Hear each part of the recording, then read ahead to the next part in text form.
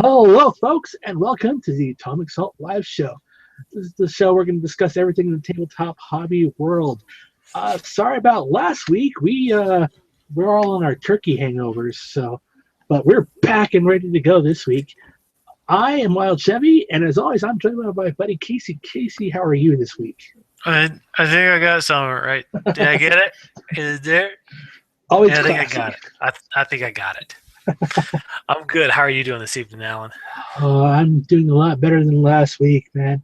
Traveling and turkey, that's two things that will shut you down like nothing else. Tell me about it. I had the in-laws here, and I was like, I don't care. Like, I don't want to eat anymore, but I just need that turkey coma. Like now, just give it to me. Now, did you break the bank with any of those Black Friday sales must-haves? Uh, no, because there were Black Friday sales. We actually got all of our Christmas shopping done Thanksgiving weekend, and we did it all online. No personal hobby shopping? I wish. I wish. I actually, I got something. She's not around here, so I'll tell you. I got some. No, no, no, no. I got a present for my wife, Ooh, and I think you've played with us. Have you ever played or the game Pandemic? yes. So, they've made a version called Pandemic Legacy. For anybody who's familiar with board games, it's been out for a couple months now, not very long. But it's similar to when they did Risk Legacy. So the idea is that every time you play the game, what happens in that game impacts the next game. And so the campaign it depends on how many times you win and how many times you lose. But the campaign will run between 12 and 24 games. And at which point you are actually like physically altering your game board. Like you'll put stickers on it, you'll scratch stuff off, you'll tear up cards, you'll add in new cards, things will change, and by the end of it, it's just totally unique and custom. Sounds pretty cool. Yeah, so I picked that up for her, and that was kind of my nerd stuff. Oh, I did buy X-Wing for my brother, so I bought X-Wing for him. So we'll see how he likes that. That's kind of like a gamer light, but it's still a We all rabbit have to hole he start can. somewhere. What? We all have to start somewhere in our nerdisms. Well, he likes Star Wars, and I mean, who doesn't like Star Wars in this day and age? But everything's pre-painted. The rules are simple and straightforward, so I think he'll dig it. Nice. So, what about you? You do any good Black Friday shopping? No, I was out of town, so I mean, it's a little hard to purchase items at a store when you're not familiar with the store and you've got a small suitcase. But no, I saw some stuff though. Sharkman and Laser had their full table sale. All those little uh, online stores had stuff going on. I'm like, oh, I could have bought so much Infinity stuff. And just, there was a lot of things I wanted to buy, and it felt weird not giving out my credit card and just burning through cash. Yeah, it was a little odd not buying for anything for myself either. Save some money because so Miniature Market had a lot of their Infinity stuff on sale.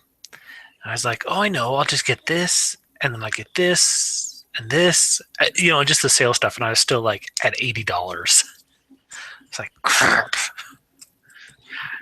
It's like I want to spend money, but it is what it is. Have you done anything in hobbying recently? Yeah, so the nice thing about being away for 2 weeks is you actually get a lot done. Well, at least you should. So I've been working on my 2 ghost keels. So I think the last time we saw them, they had all been put together. Maybe had they been primed? I don't remember. They're still plastic. You were doing the assembly on them last time. So, as you can see, they are all assembled. They were primed, and then I also I went through with an airbrush, and I kind of hit on them. At first, I was just going to do some base coating with the airbrush, but then like I kind of had one of those moments where you start doing something, and you're like, hey, that looks pretty cool. Maybe I'll try this a little bit more. So you do a little more, and you're like, yeah, and before I knew it, I had actually airbrushed like both of the models completely. So, you see here, we'll just show you one. They're pretty monochromatic, as black and tones of gray. But I really like it because it's supposed to be stealthy, and I think that looks kind of cool, and it's kind of this ghostly image. So far, I have put on a few points of color, like you can see here. You can see on his legs. Gotta get that 3 colors up for ITC. Yeah, and I think I technically have 3 colors now: gray, black, and blue. Well, prime is color, according to them. Black is a color. No, they still need to. I still need to do their heads. I'm thinking about GW had them as red, and I think red would look okay. But I'm thinking more like I might do them blue, like a nice dark blue. Not like the electric blue, like what's going on the different points of his armor, but like a dark, almost navy kind of blue. So I'll show you here. One thing I did kind of proud of was I did some lighting effects. Some glowing lights there. Really simple to do. I just took the airbrush and just kind of hit it with a little dot. So then kind of worked in from the middle and spiraled my way out. So the edges are kind of feathered, whereas the middle is pretty solid.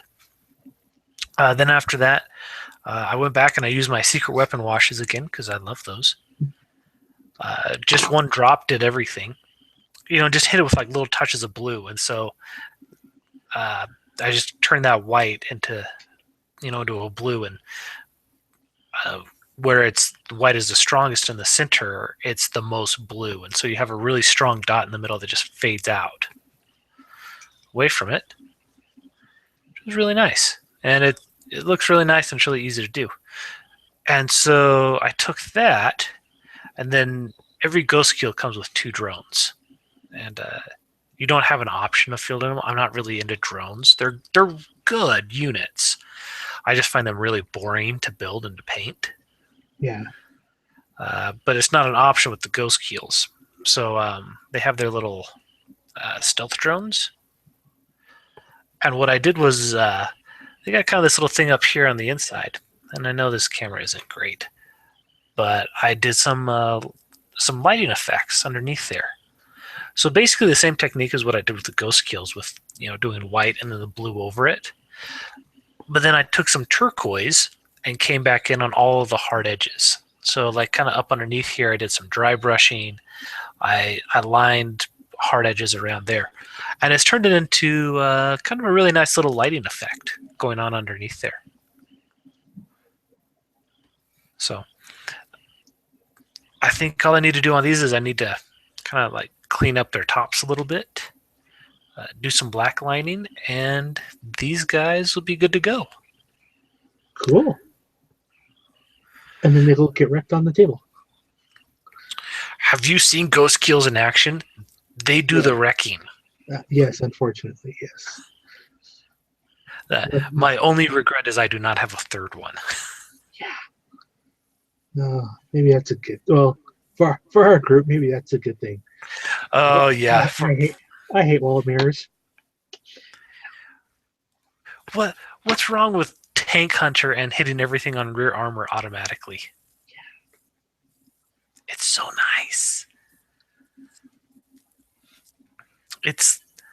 And then if everybody's within 6 inches, they get +1 ballistic skill. It's great. Everybody talks about like the Storm Surge and all the other like fancy cool rules, but honestly, like I think the Ghost Kill is where it's at, man.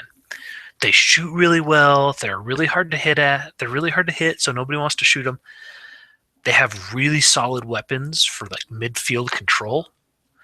And in a pinch, I've got a unit of 2 monstrous creatures. You know, if there's 2 or 3 guys, I'm not afraid to charge them because I've got Hammer of Wrath and all of my attacks are AP2. So I won't swing before a power sword, but a sergeant with a power fist, I'm going to get him. So, yeah, I like these things. Ghost Keels are where it's at, man. So, but that's what I've been up to in hobby. What have you been doing? You know, I hate Tau. I mean, I just because I mean, this is so OP and whatnot. But I mean, I'll never paint anything Tau. You know what you say about saying never. No, yeah. Let's see. What have I been doing lately? Yeah, I've been working on my LVO stuff. So, yeah, I've got my Sanguinary Priest that I started blocking out colors on. Now, this is the new-ish model, right, that they came out with? This is the plastic sprue version. I've got an old metal one of Corbolo, but he looks very much like an old miniature. And it doesn't come on the fancy 32 mil base either. But yeah, did the purples. I've always had trouble with purple because it's just a very it's a hard color to darken and to highlight. But I did find a nice little tutorial from not a tutorial, paint list from Meg Maples.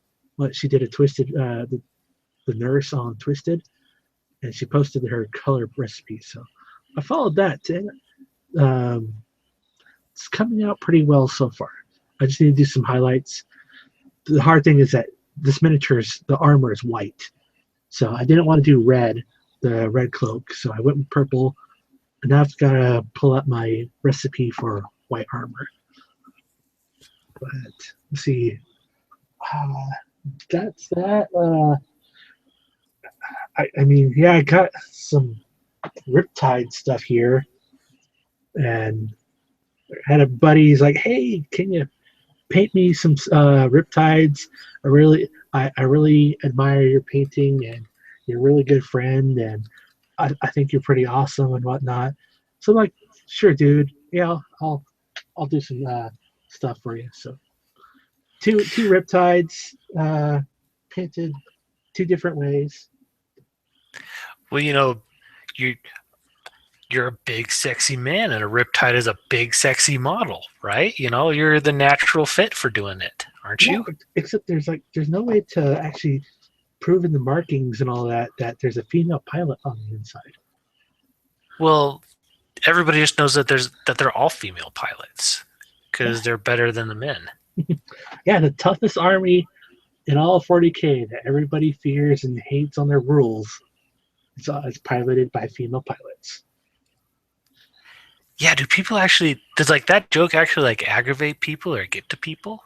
Because I mean, this is 40K. I mean, primarily male players, and you don't see anything female other than Sisters of Battle. So yeah, and the Sisters of Battle are really only there for like the Grey Knights to go and just abuse. But yeah, you wouldn't know any like, you know, women hating Grey Knight players, would you? Male chauvinist pigs. Women hating Grey Knight players. No. Okay, just checking. But yeah, so the other one I did use with the brush, but this one here, you wanted the blues a lot more blockier, so I'm gonna been masking it off so I can hit it with an airbrush. Get that taken care of. That just like with tanks and all that. I mean, larger areas I mean, you could do it with a brush. It just takes several layers, going very thin, so you don't see streaks or globs. But a little bit of mask and hit it with the airbrush, knock this out real quick. Well, I appreciate you doing that for me. Yeah, so I'm just short on time, folks. I really am. So, I mean, speaking of dirty, dirty Tau, Oh no. did you see Frontline Gaming had their annual poll, and we got the results in from the community. I mean, Tank Shock was the Tank Shock results were very close. I think was it five votes in between. Yeah, all of these votes were actually really, really close. Tank Shock, they did tone it down a little bit, which I think is too bad because I think the way it was written was actually a really good way to get rid of Death Stars. It's not like Death Stars only are evil when you clumped up or something. I mean, like they can only go through one unit at a time. Yeah, until they break apart into like many smaller units, and then. But anyways, yeah, let's talk about ITC. But before we talk about that, I want to be very clear about one thing. I am a Tau player, so I could be a little biased. I try not to be. But the other thing you also have to understand is that if you look at the way ITC polls have been done in the past, for the Tau and for anybody else, the player base tends to vote altruistically. That being said, for example, they tend to award in favor of rules. They typically don't limit things. If it was every player just looking out for their own faction, it would be everything would be banned. But instead, you see most things are actually pretty open and permitted. So to see, I should say, I'm slightly surprised. Knowing what I do of the ITC, to see the vote go this way. However, I'm also understanding of it. So, for those who don't know, tell us about the controversial Tau decision. The controversial decision was over some of the units in the Tau Codex, or one of the formations of the Tau Codex actually allows you. Screw it, I'm not looking it up. It's basically called, coordinated fire, where multiple units can fire at the same target. And if they fire the same target, they get to share certain bonuses. If you have 3 or more units shoot at the same target, they all get +1 ballistic skill. They also get to share special rules, such as marker lights. Now, because of the way it's written, the question is whether or not these guys actually get to share other rules, because it says they are essentially one unit when they fire. And that's just raised holy hell. And so the vote was to determine whether or not we actually would allow people or units to actually share those rules amongst themselves, and to what extent. The ITC voted that they did not share special rules. So if you had one unit that allowed you to, say, reroll your misses, then everyone else didn't get to reroll your misses either. They voted against that. They still get to share marker lights. They still get their +1 ballistic skill. But that is all they get. And it has raised holy hell. You've seen a few people freaking out. Oh yeah, it is hilarious for me as a bystander, and I know Frontline is trying to be. I mean, yeah, they gave it to the community and said, "Hey, community, you guys be the bad guys." But yeah, I mean, one of our local Tau players, he's up in arms, saying, "What? It's like Space Marines get free rhinos and all that, but they're taking away this phone rule." I'm like, this guy never loses. He always wins. He won before in the previous codex. I'm like, they're not taking away anything special. He knows how to play Tau, and so I don't see how it's affecting him as badly as other people claim. But it's one of those rules that it's one of those in like a friendly game where you have somebody who's just like taking whatever they own because they don't have money or a lot of money to invest in 3 ghost keels and whatnot. That rule doesn't sound bad. The rule is written, I guess. Doesn't sound that bad because you're not going to be curb stomping your friend with just your little collection. But man, when you go to a tournament where everybody's cutthroat, then you see, because everybody's going to be twisting every rule as far as they can. And that's where I see the issue came up.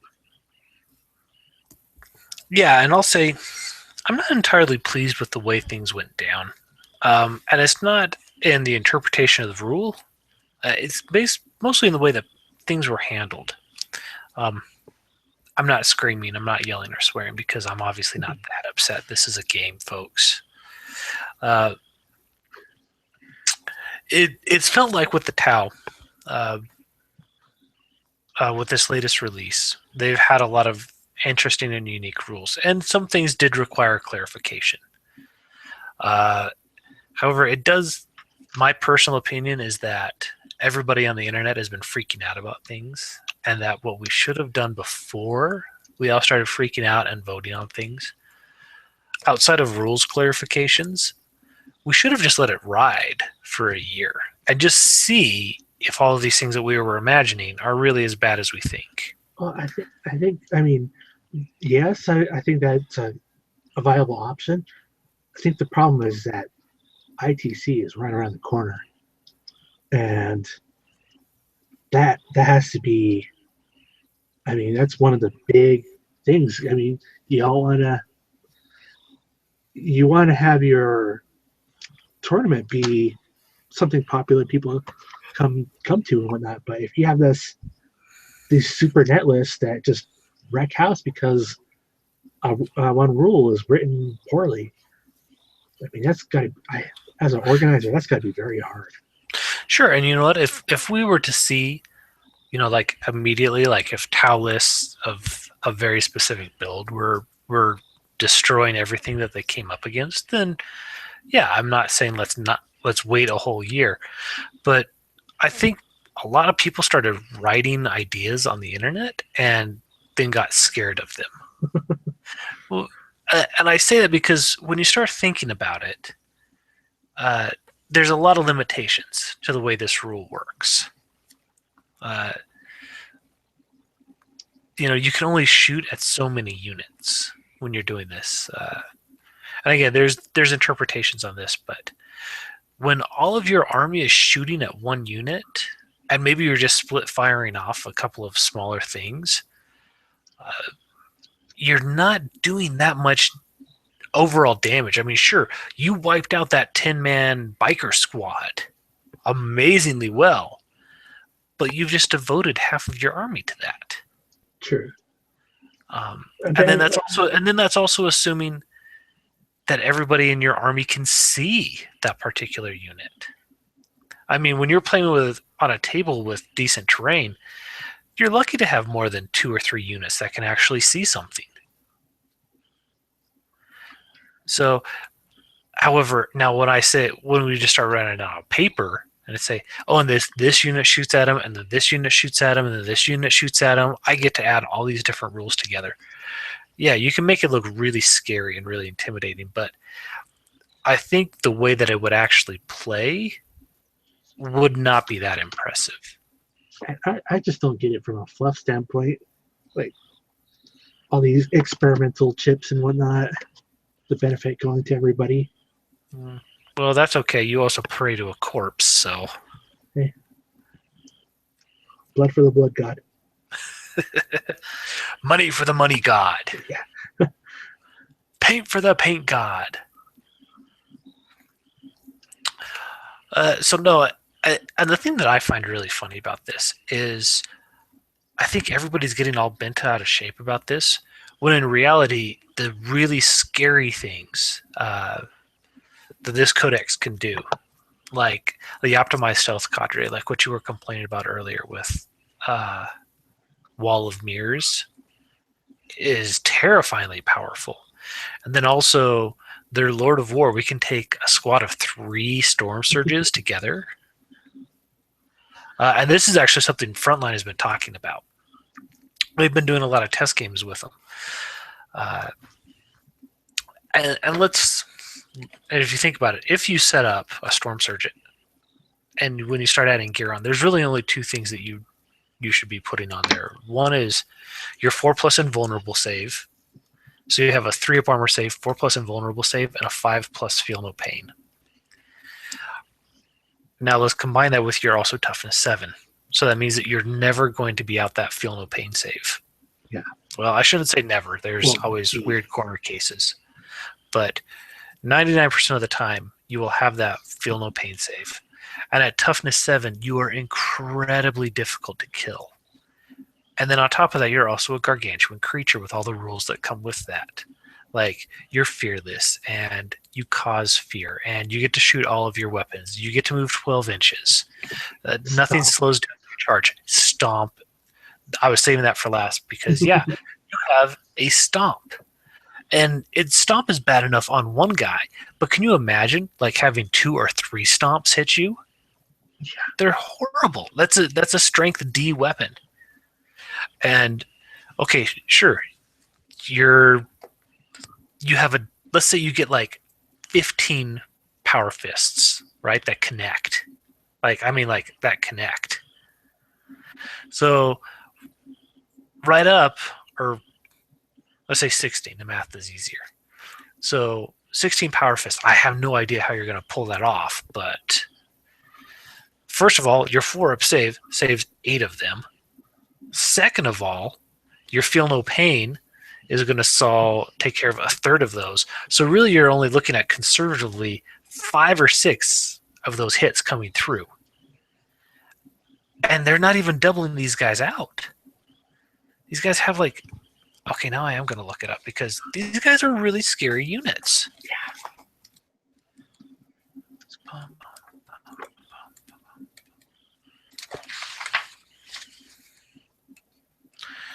Because you wouldn't be with all the other big scary suits.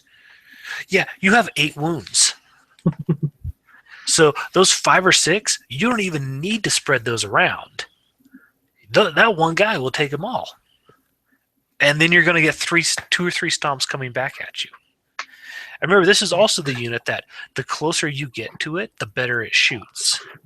Yeah. Okay, and so a lot of Tau players are thinking, oh, well, I drop the heals, I form a gun line, and I shoot and hope it doesn't get charged. No.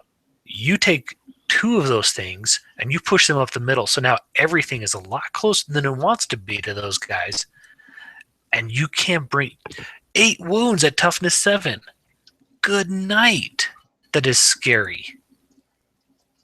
That is so scary. You have strength D shooting. You have, from his main gun, you have 4 with Markline support, strength D weapons, and then you also have a strength D stomp. And you can take 3. And you can take 3. I think 3 points-wise is going to be a little difficult to justify, but 2 will definitely do the job. So, yeah, everybody getting upset about coordinated firepower, I don't understand it.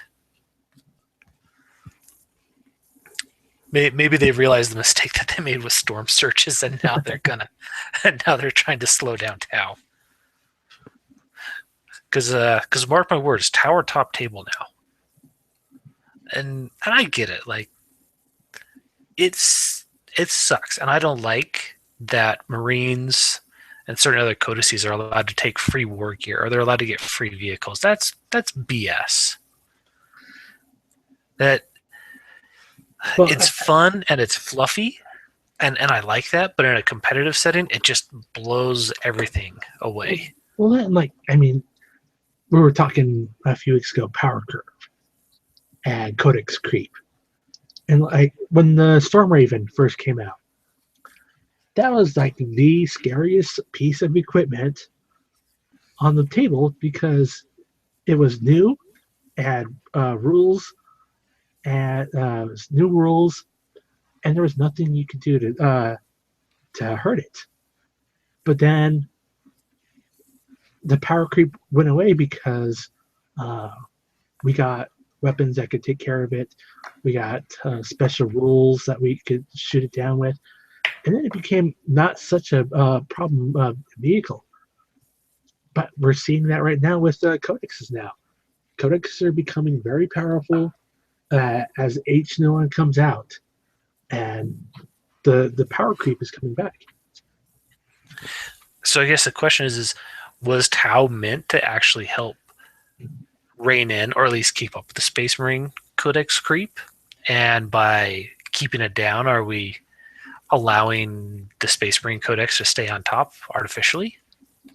I guess we'll find out what's next codex, which might be chaos. I've also heard Tyranids. Yeah.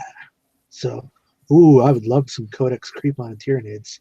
Yeah, that's one army where I will welcome it.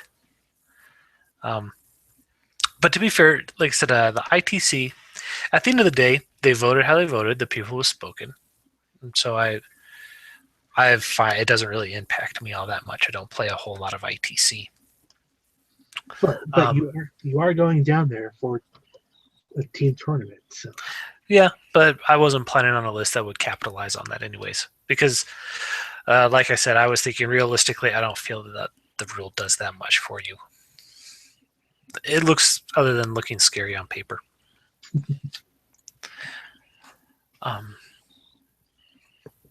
But the other fun one, did you see the orc news?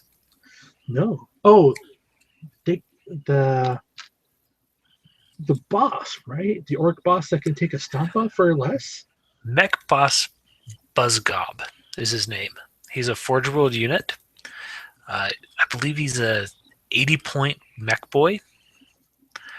You can take him as an HQ, and he's just a mech boy. He's got a couple of grots that come with him, and they work like grot oilers, whatever those do.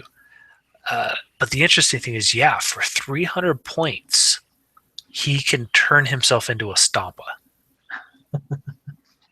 So essentially, you have a 380-point Stompa, when a Stompa is normally like, what, 800 points? Yeah. So, and people allowed it. It yes, was like, they did. They didn't even care. It was like, yeah, let them have it. Yeah, and I mean, and that's kind of the mentality of the ITC, which is one of the things I like about it. It's the Tau players are all bent out of shape, but you can see the ITC players want to help their fellow players. Is it necessarily good for everyone else that orcs can be able to do this? No, it's horrible. We're going to but is it good for the orcs who need a little help? It is. Well, so instead of just keeping one codex down, they voted to help them out. How much money is it going to be for a Stompa? How much money is it going to be for that special character? I mean, and how are you going to build your list around just that? That's just one little tiny little thing. Doesn't seem like that much of a big deal. Yeah. You ask all those questions. However, I've seen lots of orc lists floating around, and I know personally someone who's planning on making an order from Forgeworld. We've got a friend who plays orcs, and when I told him about it, he's like, "No, they didn't. They would never allow that. And that's crazy talk." And he started looking at it, and then he's like, "That's actually really good." And then he made a list, and then he made a couple more lists, and then he's like, "Hey, do you want anything from Forgeworld? Because I'm making an order." Nice. Because he's like, I could probably make a cool kit bash of Buzzgob, but I just feel like if I'm going to pull those kind of shenanigans, I ought to at least do my opponent the favor of having the real model there. Because so the list, and without going too deep into it, because I'm not an orc player and I don't have the codex, but I want to say he had.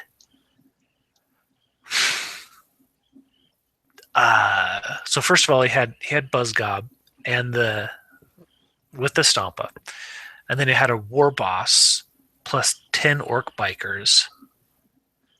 He had like a dozen Ludas. Then he had, I want to say, 3 20-boy squads with a weird boy in it. And I just looked at that and I was like, oh wait, no. And then 3 dreads. And 3 dreads.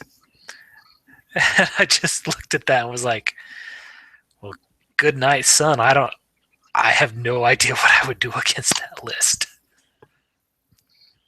Because the Stompa ain't slow. I mean, it looks slow, but it ain't slow. And then It's a mover and a shaker. Yeah, it does a lot of shaking. And then you've got the bikes that are crazy fast. And then you running up behind the Stompa, because you should probably give the Stompa like a custom force field or something. Then you've got like the 60 boys running up there. And then just for giggles, you've got all the Ludas, with, crazy guns. So now, if you can only make all those objective security, he said. They are. The boys are. He's not using any funky orc formations. That's all just straight up combined arms detachments. Nice. So, yeah, I just looked at that and I was like, dude, you've got amazing shooting with all of the flash gets, or I'm sorry, the Ludas, and then you've got awesome assaulting with the bikes and 60 boys, and then you've got plenty of speed. So, and everything is crazy durable too. So I was like, well, you should do that, sir. I don't want to see you do it, but you should.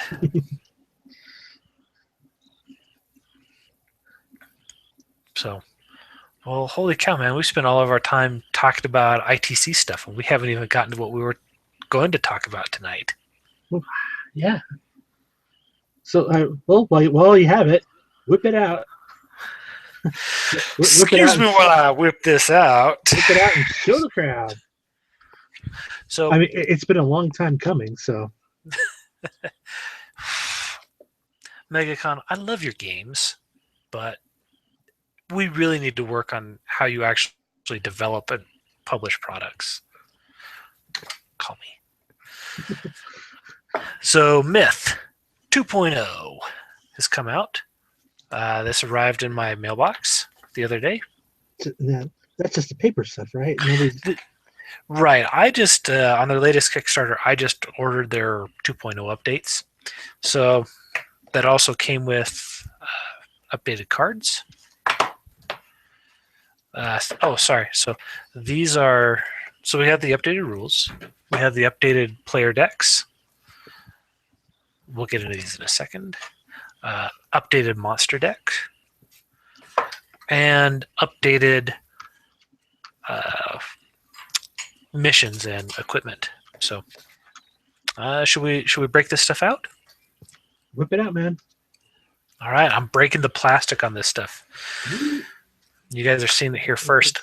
No longer in condition. That new card smell. I'm just kidding. They don't actually have a smell. If they did, they would sound like pain and regret. Okay, so let's see here.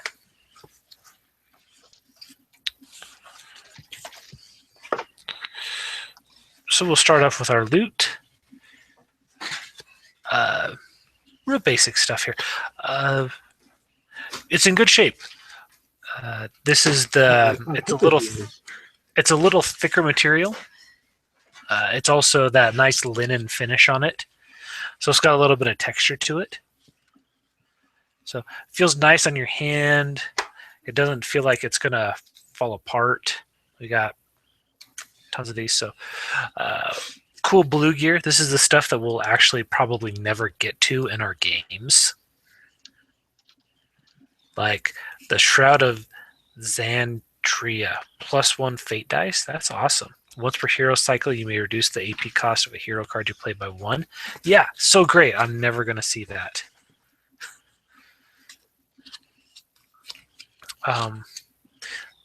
That thing, +2 fate dice. Wow. Dude, there's some really cool gear when you get up into like the higher levels. Yeah, too bad you die. Too bad your character dies so quickly. He didn't die quickly, to be fair. It was like the very last. He Leroy Jenkins. Well, but that's what he was supposed to do, to be fair. I mean, he was doing his job.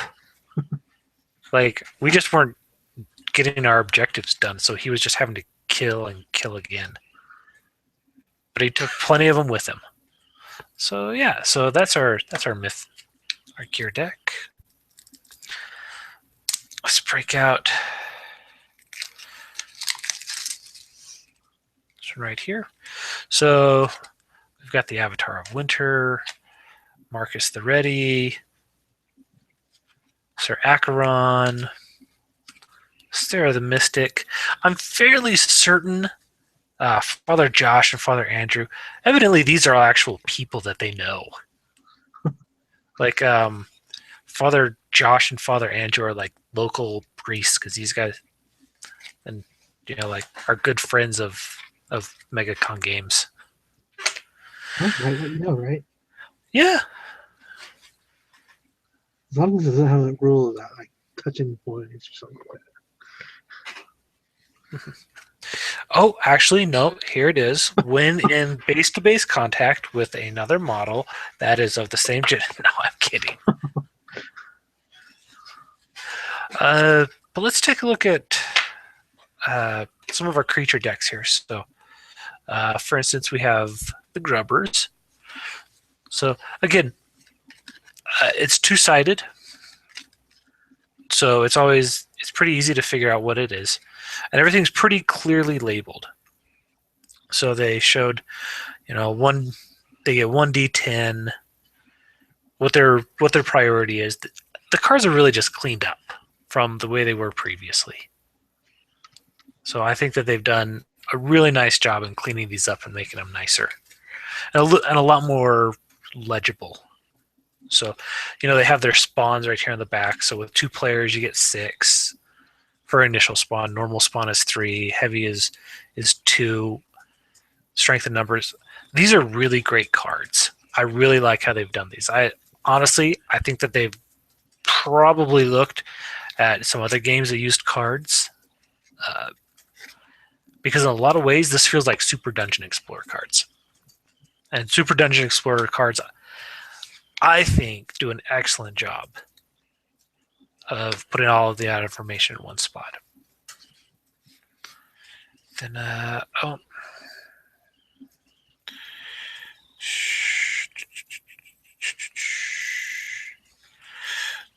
just trying to think about where we're going to go next. Here's your trap deck. So it's nice they got everything on here. It's nice and clean, but ultimately boring. And then your mission cards. So not a lot has changed here. You still get your little bit of fluff, but they've also cleared up like how exactly to set up the board. So it's in the past they just said and set it up and play it however you want, and that really wasn't good enough for a lot of us. But what you'll see here is they actually they give us a start zone. They tell us, put hunting pack here, put this model there. Everything that you require for it. So set up, place the Whirlwind of Steel and Poison dart trap within 3 squares of the hero's starting position. Place 2 Grubber hunting packs, 2 muckers, and 1 mini boss.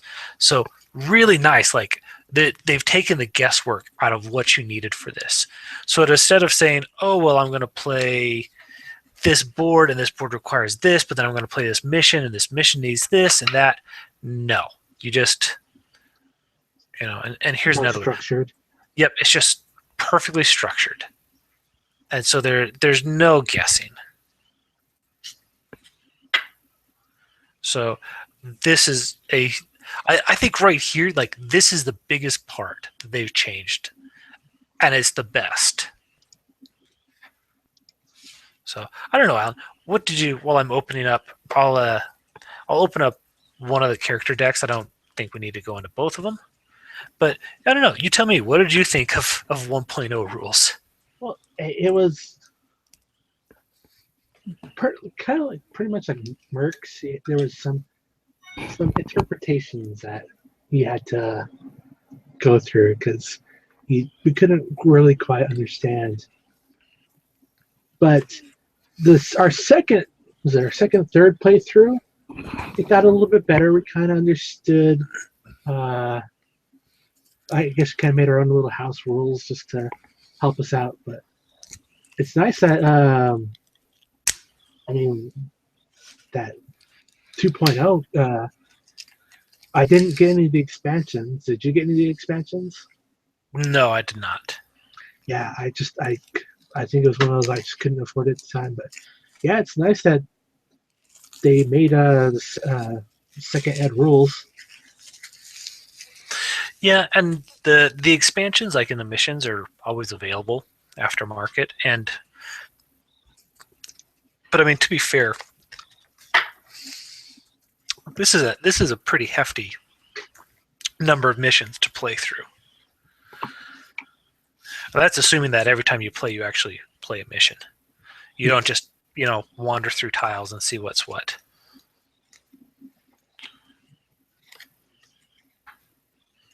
So okay, so we got one of the decks open here, and we'll do the Alkalite, and then maybe the Apprentice because I like those two. Yeah, those are very, very cool. Oh, the Archer because I know you love her. I love her because she's only OP when there's only she's got the most OP cards when there's only one minion left on the table. Oh gosh, it's so true. So anyway, so we'll start with the Acolyte. The cool thing is you actually have an Acolyte card that tells you exactly what the Acolyte is. So I'll just read it off here. It says Faith. Faith is used to increase the effectiveness of many of the Acolyte's hero cards. The Acolyte starts with a base Faith of 1, and each hero card played with the Faith keyword counts as 1 Faith. The Acolyte can also use a Prey card to gain additional Faith. After resolving a Prey card, each face-down card on top of it counts as 1 Faith. Awesome! Because we had so many questions about like how some of these special things worked. Now we know. Relics. The Acolyte may use an equipped relic with many of his attacks. Relic items provide bonus dice to the Acolyte's dice pool for his attack actions with the relic keyword. Some relic items also provide the Acolyte with additional Faith.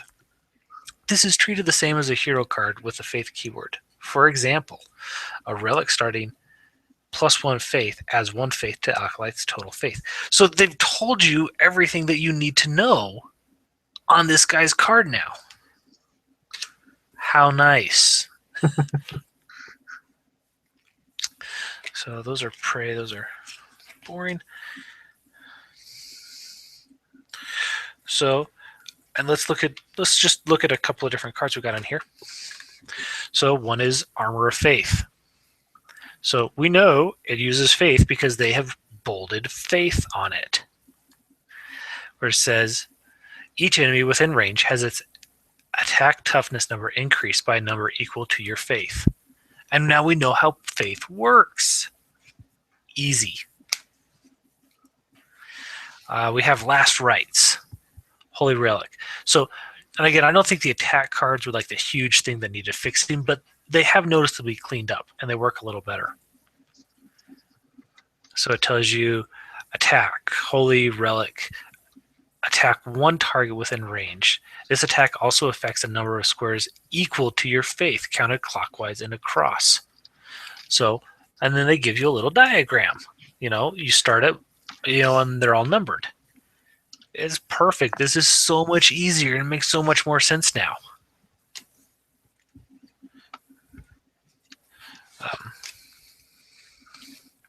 So then we have the Apprentice.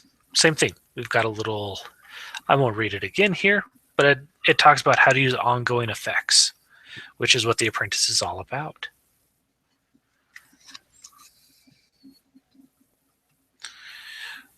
And then it even tells you ongoing. Like, they've done a lot of work here. And it shows, and I think that they have improved it much. So, line of sight with the archer, ammo, ammo, ammo, ammo, blah, blah, blah, blah, blah. So, I won't get into all of these, but they look nice. And again, nice finish, nice and durable. Doesn't matter. I'm putting them in a sleeve. So do you think it'll make the gameplay better? I think so. I really think so. The other thing I want to show you, because right now, I mean, we've only played a few times, but I could just say, you know what? Here's what we're gonna do. We're gonna shuffle this mission card deck. We're gonna pull one out, and we're gonna play it. So it's, yeah, so much better. So let's take the rules here. We'll just flip through this quick because we're starting to go a little long. So again, they start with a nice introduction. They list all the components. That's great. So, and guys, this is all available online. It's free as a PDF. Download, right? Mm-hmm. So we have a physical copy here now. The PDF doesn't have all of the pictures, and it's got a few bugs that need correcting in there. So tell you how to set up the darkness, create your token supply, separate and shuffle decks, choose your heroes, create your treasure bag. And this is populate the realm tile. Draw a quest. Place layers. Like, they tell you how to get everything set up. Then they talk about how the cycle phases work, how combat works. It's interesting that I would say that this actually feels a lot briefer than the previous edition, and I feel like it does a better job actually talking about it. So again, once again, they've got nice diagrams everywhere for everything to explain how it works. Your dice pool, resolving damage. They break down the hero board so you understand how that works, how the card breaks down. 5. Yeah, movement modifiers. They've done a nice job with that. They've cleaned that up. The darkness board. Populating a realm tile. There was never any question about that. Traps work. Items. You never get any items. Allies. And then quests. They actually, and you've got like 3 whole pages, just on how you, walking you through how you want to set up a game, which is so much better. Because I think that was the hardest part that we ever had with Myth, really.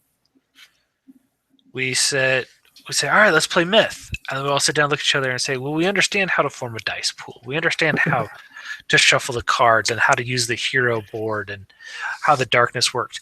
But how do we even start the game? Yeah. That was when I was like, what do we do? Yeah. How does this all work? And now all it is you shuffle your deck, you read your card, you set it up, how it tells you to set it up, and away you go. And if you don't feel like playing a story, then you just put your board together, you set it up how the board tells you to set it up, and you just start killing stuff. And away you go. So easy. So much easier. The only thing that will not be easy is having to re-sleeve everything. Well, that's just the joy of board games. I know, right? Actually, I was thinking maybe I wouldn't. I might actually leave these cards out. I mean, I've got some extra sleeves, and those are like for expanding your deck. But I have male and female versions of all the models, and so maybe it's actually useful to have, because the actual contents of the deck didn't change, just their layout a little bit.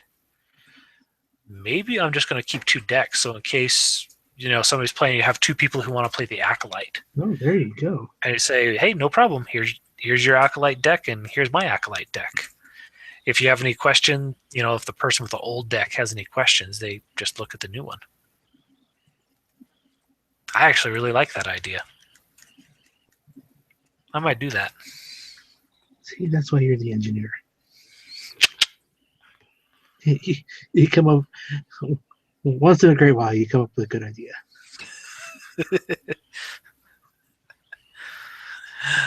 All right. Well, yeah. Now all we got to do is just find a time to sit down and play this stupid thing.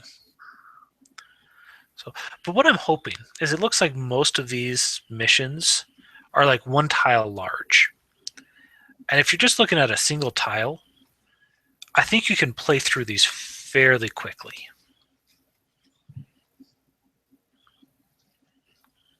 So, and I'm thinking maybe it's a lot of fun to get like the whole party together, but at the same time, maybe it makes more sense to not, and just play this like maybe one mission at a time. And well, I mean, it's that learning curve. If everybody's on the same page, it's great, but getting there, it's a little tricky. Indeed. So yeah, maybe what I'll do is when things slow down for me, like post LVO. Gosh, I said that I'm already thinking like 3 months out for my gaming schedule. But when things slow down post LVO, maybe that's the time to start breaking this out, and try and start having a little bit of fun with it. Because until then, it's all painting. Yes. All painting and practice.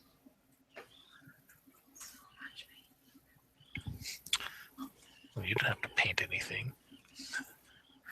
So, all right. So that's it for me, Alan. All right. I think that's it for me. The only thing I could add is that I really want the Sig Lady's right hand from Forgeworld, but That's such a great.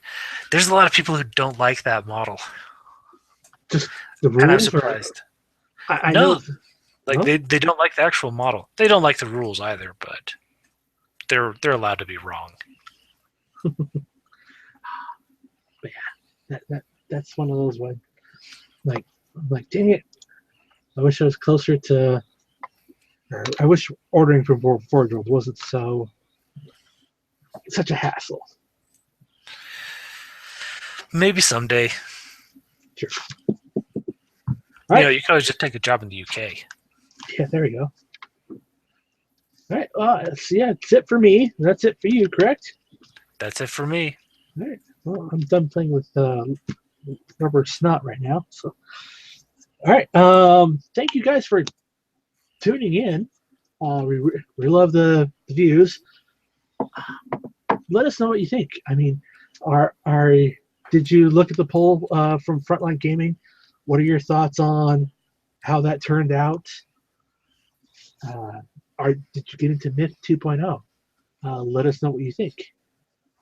Put them down in the comments. Let's start a conversation.